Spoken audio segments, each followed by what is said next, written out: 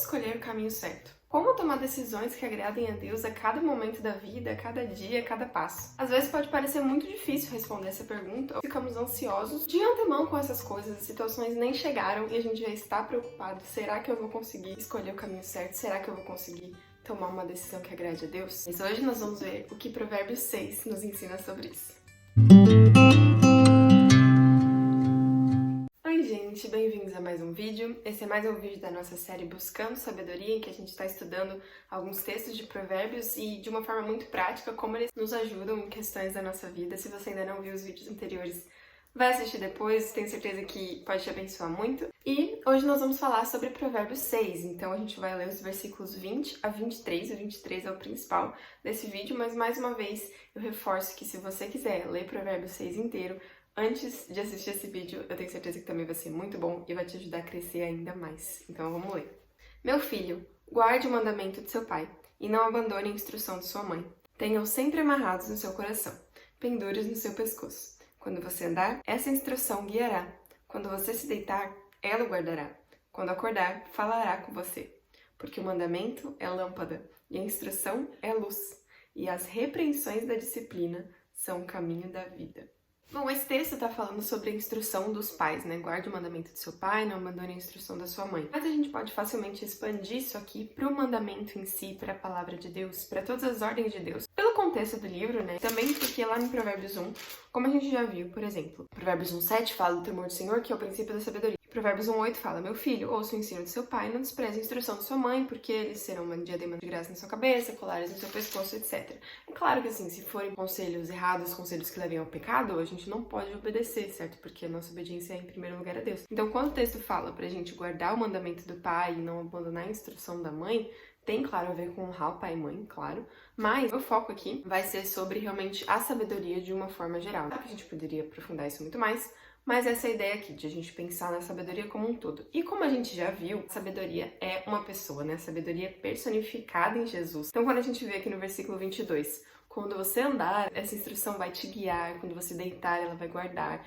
Quando você acordar, ela vai falar com você. Ou seja, quem faz isso se não uma pessoa, né? A sabedoria precisa ser uma pessoa para poder fazer tudo isso, né? Como que a sabedoria vai me falar comigo, vai me guardar? São características pessoais, essas coisas, né? Não de uma coisa abstrata. É realmente alguém que pode fazer isso, pode nos guardar pelo caminho. Só que o versículo 23 fala mais sobre o como. E tem tudo a ver com a nossa pergunta do dia, que é como escolher o caminho certo, como andar no caminho certo. Tá dizendo que a sabedoria vai nos guiar, vai falar com a gente, ok, mas como? Então, como que isso vai me ajudar a andar no caminho certo? E aí vem o versículo 23 e a gente vai olhar ele em duas partes. A primeira parte é porque o mandamento é lâmpada e a instrução é luz. A gente não pode diferenciar muito lâmpada e luz, né? Eu não vou entrar aqui na raiz da palavra, do porquê Salomão escolheu lâmpada e luz para uma ou para outra, mas uma coisa eu tenho certeza. Uma lâmpada é composta da parte externa dela e da luz, certo? Então, se uma lâmpada estiver apagada, ela não tem muita utilidade. Mas a luz que tá ali dentro da lâmpada não consegue existir se não tiver a lâmpada, certo?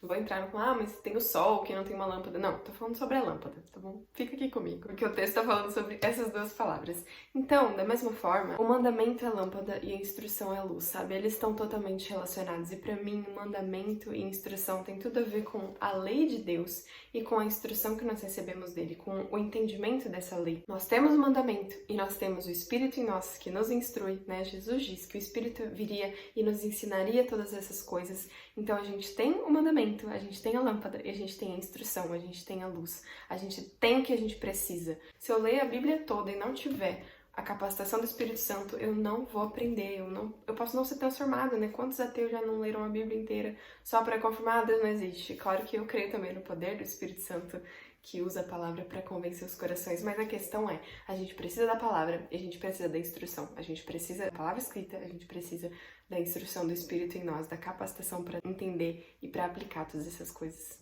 E é preciso lembrar também que a lei não só nos ensina o que é certo, mas ela mostra o pecado em nós. Como Paulo diz em Romanos, a lei me mostrou o pecado. Eu não saberia o que era pecado se não fosse pela lei. A gente tem, claro, dentro de nós esse senso de justiça que Deus colocou, mas se não fosse pela lei, a gente não saberia da existência do pecado. Só que por causa de Jesus, né, essa dimensão de instrução da lei é restaurada, né? A lei, na verdade, se não fosse por Jesus, ela seria a nossa carta de condenação, porque ela mostra que tudo que está escrito ali a gente é incapaz de cumprir.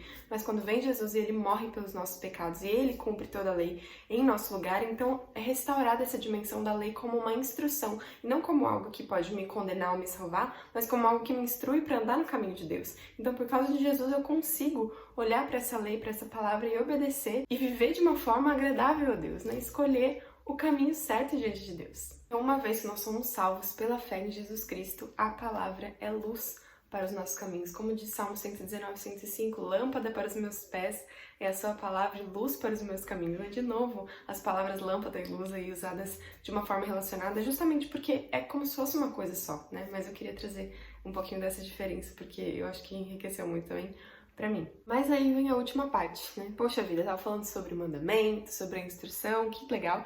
E depois fala sobre as repreensões da disciplina, que são o caminho da vida. Por quê? O mandamento e a instrução nos ajudam a não pecar, nos ajudam a andar pelo caminho de vida, mas ainda assim nós vamos pecar.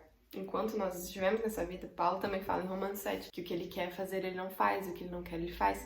E essa é a nossa realidade. Claro que nós não vivemos pecando, se nós vivemos pecando e não nos incomodamos com o nosso pecado, isso é um sinal de que o Espírito não está agindo em nós, então a gente precisa se arrepender e voltar para Deus. Mas assim, mesmo eu não querendo pecar, eu vou pecar, eu vou cair em alguma coisa. Aquele que diz que não peca faz de Deus mentiroso, né, como diz em 1 João.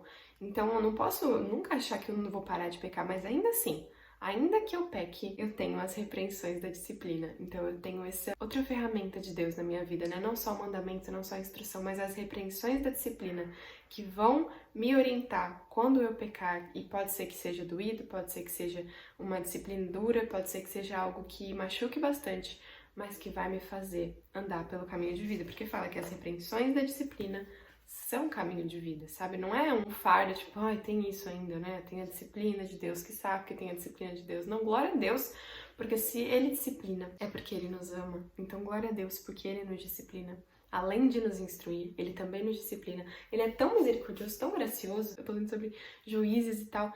Quantas vezes Deus não fala, olha, vocês me abandonaram, eu não vou mais atender vocês. E aí, lá em Juízes 13, se não me engano, depois eu coloco aqui, quando fala que o povo abandonou os seus ídolos e adorou o Senhor, e fala que Deus já não pôde reter a sua misericórdia diante da desgraça de Israel. Então, assim, Deus é tão misericordioso que mesmo nos nossos pecados, Ele nos disciplina para nos trazer de volta para esse caminho de vida. Então, a gente tem todos os recursos necessários para andar no caminho de vida. Fora, claro, a sabedoria, né? Pedir sabedoria a Deus. Mas a sabedoria mora aqui nessa palavra, né? Deus nos instrui através da palavra dele, Ele nos deu a palavra, Ele nos instrui com o Espírito em nós e Ele nos disciplina para seguir o caminho de vida. E claro, quanto mais nós conhecemos essa palavra, quanto mais nós andamos em sabedoria, menos nós vamos precisar da disciplina de Deus. Não estou dizendo que nós vamos ser perfeitos nessa vida, a gente vai estar livre da disciplina de Deus na glória quando não houver mais pecado. Mas enquanto a gente peca, a gente precisa dela. Mas glória a Deus, porque Ele nos capacita a cada vez precisar menos em determinados assuntos, e aí Ele vai nos mostrando outros assuntos que a gente precisa crescer e abandonar os pecados, mas assim, a gente não depende da disciplina de Deus para obedecer, né? Glória a Deus, porque Ele vai trabalhando no nosso coração, nos mostrando que é pecado, e aí, como Paulo diz, né, a gente precisa andar conforme o que já alcançamos. A gente não pode continuar naquilo que a gente já sabe ser errado, naquilo que a gente já foi ensinado por Deus. A gente segue sempre em frente para demonstrar a nossa fé pela nossa obediência e vamos ficando cada vez mais parecidos com Jesus. Um aviso final, né?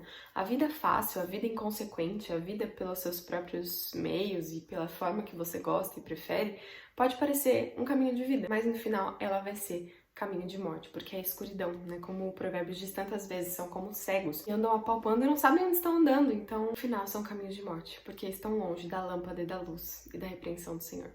Então, o desafio de hoje, como todos os episódios aqui dessa série, o desafio de hoje é identificar no que Deus tem te disciplinado para o seu bem. Onde essas repreensões da disciplina têm aparecido na sua vida e talvez você possa estar rejeitando ou falando que isso é só uma dificuldade que eu preciso superar, quando na verdade pode ser Deus te ensinando a abandonar algum pecado, a deixar realmente que Ele trabalhe na sua vida. Então identifique essas coisas e pense como isso te ajudou ou como pode te ajudar a seguir o caminho da vida, a seguir o caminho certo, a tomar decisões que agradem a Deus. Reconheça isso e se volte para a palavra que é lâmpada para os seus pés e luz para os seus caminhos, como diz o Salmo 119. Isso não é simples poesia, sabe? Não são palavras bonitas da Bíblia. Eu creio de todo o meu coração que a palavra é realmente luz e ela realmente nos ajuda a escolher o caminho certo e a tomar decisões, ações e até palavras, né? Dizer coisas que agradem a Deus e fazer as escolhas certas em cada situação. Esse é o vídeo de hoje, por hoje é só, eu espero que tenha abençoado a sua vida. Se isso foi bom pra você, se isso te ajudou a crescer e a se parecer mais com Jesus, compartilha isso, manda para outras pessoas porque ajuda muito aqui o canal a continuar crescendo e alcançando mais vidas.